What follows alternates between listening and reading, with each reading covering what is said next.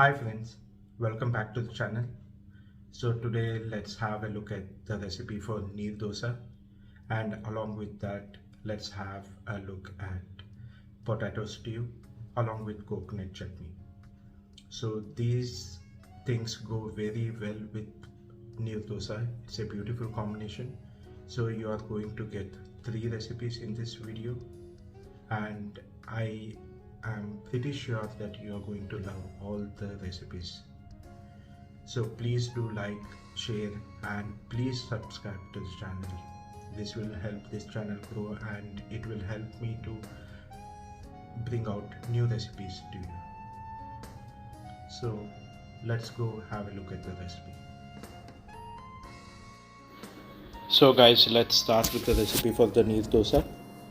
So here I have taken 2 cups of regular Sona Masuri rice, and this is the rice that we usually use to prepare white rice at our home.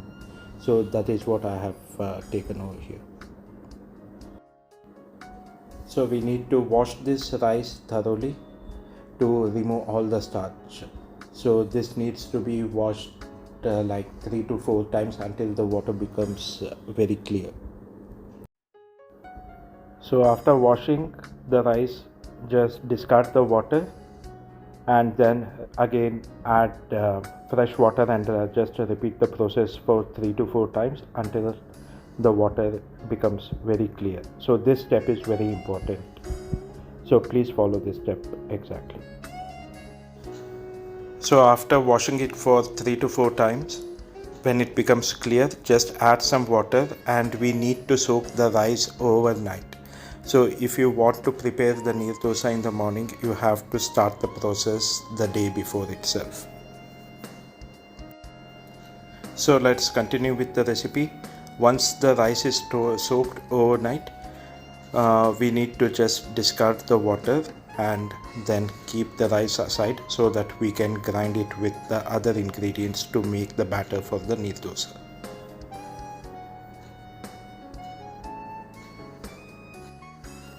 So next let us grate some fresh coconut.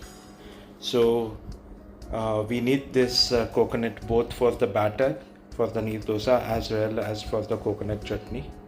So let's grate some fresh coconut and keep it aside. Let's start preparing the batter for the Neer Dosa. So add a little bit of the rice, just 2 handfuls of the rice into the mixie jar, and along with that let's add a handful of freshly grated coconut, and then add a little bit of water so that you can grind it into a very fine paste.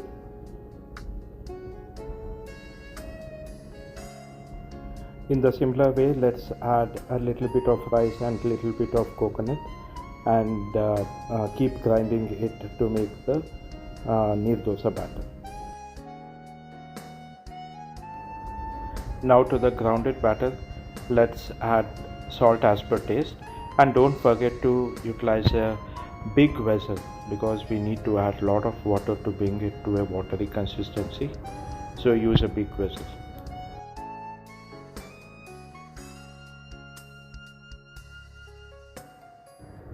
Now you can see the final consistency of the batter. It is very free flowing like water. It is very watery in consistency, and this is how it should be. Now that our batter is ready, let's start pouring the dosas. So for that you can take a normal dosa pan and heat it, and you have to spread it very thinly. As you can see, this should not be very thick. It should be a very thin dosa that we need to pour on the skillet, and this requires a little bit of practice at first, but once you get the hang of it, you will be able to make perfect dosas each and every time. So let's just add a little bit of oil to the sides, and that's it.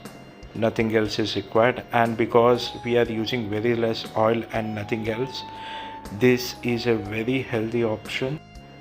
As you can see now, the dosa is cooked perfectly, and you can see how thin it is.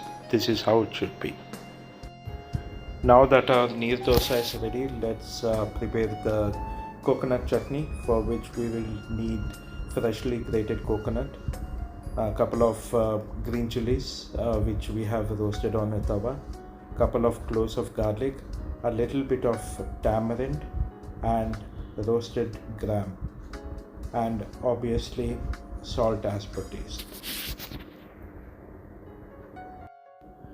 Add all these ingredients into a mixie jar and grind it into a paste, a bit of coarse paste using sufficient amount of water, and your coconut chutney is ready to be served.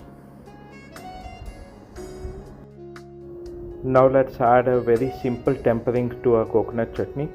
Let's heat up some oil and then add some mustard seeds to the heated oil and let it splutter. So now our mustard seeds are started to splutter, and to this we will add some curry leaves and just fry it for a couple of seconds, not too much, and then add it to our coconut chutney. This is to give an added flavor to the coconut chutney. Else you can just use the coconut chutney as it is without the tempering as well. Now that our coconut chutney is ready, let's start a preparation for our potato stew. Heat up some oil and add some mustard seeds to it and let it splutter. Now that our mustard seeds are spluttering, this is now time to add the onion and a little bit of curry leaves.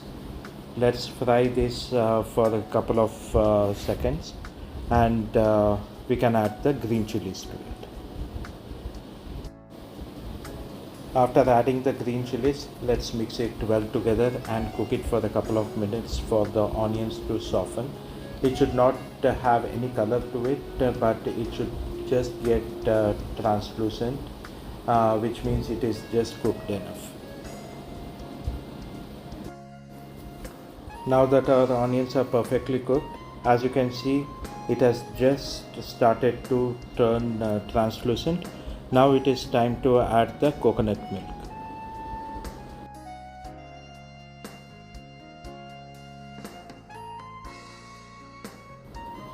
Let's mix everything well together and bring it to a boil.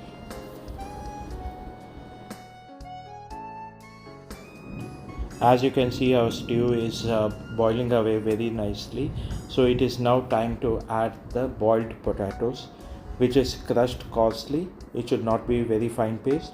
You can also add sufficient amount of water to bring to the required consistency. Along with it, we will add a little bit of chopped coriander as well, and of course you can add salt as required as per your taste. As our potato stew was a little bit thick, we have just added a little bit of water to adjust the consistency. So after adding the water and the potatoes and salt, let's just boil it for a couple more minutes, and your potato stew is ready to be served. Please enjoy all three together. It is an absolutely wonderful combination.